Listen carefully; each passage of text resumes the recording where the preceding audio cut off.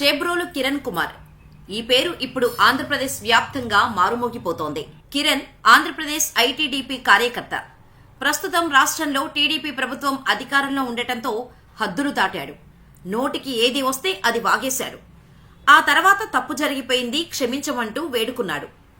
అసలు చేబ్రోలు కిరణ్ కుమార్ చేసిన తప్పేమిటి? పోలీసులు ఎందుకు అరెస్ట్ చేశారు? గుంటూరు జిల్లాకు చెందిన చేబ్రోలు కిరణ్ కుమార్ ఐటీడీపీ కార్యకర్తగా చెప్పుకుంటూ చాలా రోజులుగా పలు యూట్యూబ్ ఛానల్స్ కు ఇంటర్వ్యూలు ఇస్తున్నాడు. ఎన్నికల ముందు నుంచి కిరణ్ కుమార్ తెలుగుదేశానికి మద్దతుగా వీడియోలు చేస్తూ వస్తున్నాడు.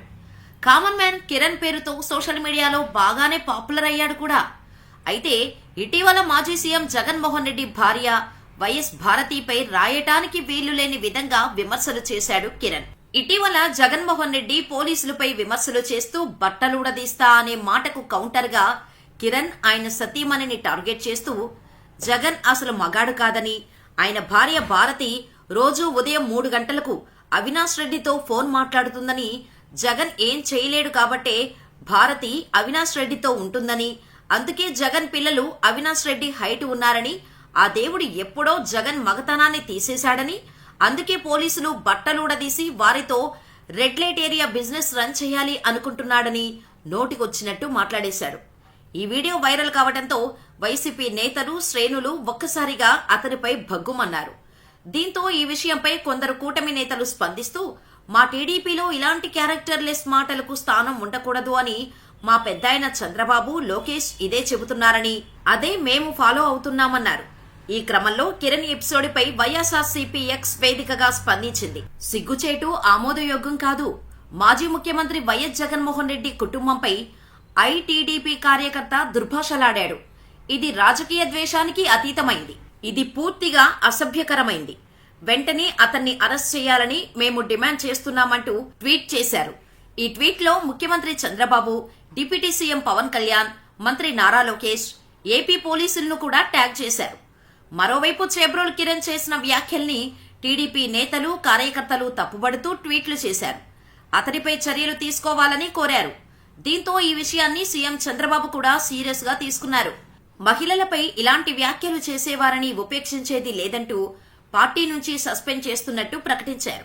అంతేకాదు, అతడిపై పోలీసులకు ఫిర్యాదు చేయాలని నేతలను టీడీపీ అధిష్టానం ఆదేశించింది.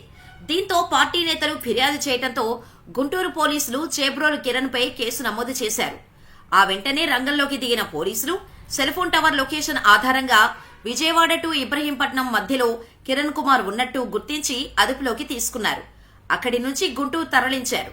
శుక్రవారం ఉదయం న్యాయస్థానంలో హాజరుపరిచారు. నిందితుడు కిరణ్ కుమార్ పై మహిళల ఆత్మగౌరవానికి భంగం కలిగించడం వంటి బెయిల్కు వీల్లేని సెక్షన్ల కింద కేసు పెట్టి అరెస్ట్ చేసింది. అరెస్టుకు ముందు తాను చేసిన వ్యాఖ్యలపై విచారం వ్యక్తం చేస్తూ కిరణ్ కుమార్ ఒక వీడియో విడుదల చేశాడు. నా మాటలు ఎవరినైనా బాధించి ఉంటే క్షమించమని కోరుతున్నా. ఈ వ్యాఖ్యలు ఎలాంటి దురుద్దేశంతో చేయలేదు. క్షణికావేశంలో మాత్రమే చేశా. క్షమించండి అంటూ కిరణ్ కుమార్ మరో వీడియో విడుదల చేశాడు. అయినా పార్టీ అధిష్టానం మాత్రం వెనక్కి తగ్గలేదు. ప్రతిపక్ష, స్వపక్ష నేతల భార్యలు, వారి ఇళ్లలోని మహిళలపై ఎవరైనా కామెంట్లు చేస్తే సహించేది లేదని ముఖ్యమంత్రి చంద్రబాబు గతంలోనే హెచ్చరించారు. అయినా పార్టీ లైన్ దాటి వ్యాఖ్యలు చేయడంతో సీఎం చంద్రబాబు ఆదేశాల మేరకు కిరణ్ కుమార్ అరెస్ట్ అయ్యాడు. అయితే చేబ్రోలు కిరణ్ గతంలో వైసీపీ మాజీ మంత్రి ఆర్కే రోజా పైన తీవ్ర విమర్శలు చేశారు. ఛాంపియన్స్ ట్రోఫీ సందర్భంగా మరో యూట్యూబ్ ఛానల్ తో మాట్లాడుతూ రోజాను ఫైనల్ గురించి మాట్లాడొద్దని కోరాడు. ఆమె నోరు విప్పితే ఫైనల్లో ఇండియా ఓడిపోతుందన్నాడు. అంతేకాదు, రోజా ఐరన్ లెగ్ అని, ఆమె కుంభమేళాకు వెళ్తే అక్కడ భక్తులు తొక్కిసలాట జరిగి చనిపోయారంటూ వ్యాఖ్యలు చేశాడు. ఇప్పుడు దీన్ని కొందరు సోషల్ మీడియాలో షేర్ చేశారు.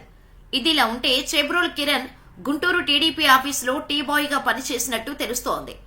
ఇతను టీడీపీ పెద్దల మెప్పు కోసం ఇలాంటి వ్యాఖ్యలు చేస్తుంటాడని సమాచారం. అయితే ఈసారి మాత్రం వైఎస్ భారతిపై చేసిన వ్యాఖ్యలు సభ్య సమాజం తలదించుకునేలా ఉండటంతో స్వయంగా సొంత పార్టీ టీడీపీ స్పందించి చర్యలు తీసుకోవాల్సిన పరిస్థితి ఎదురైంది.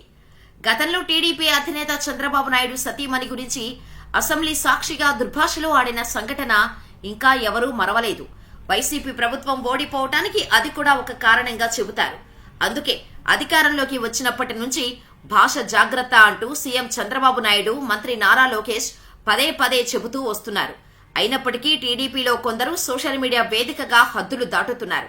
అలాంటి వారికి చెక్ పెట్టాల్సిన అవసరం ప్రభుత్వానికి, పార్టీకి ఎంతైనా ఉంది.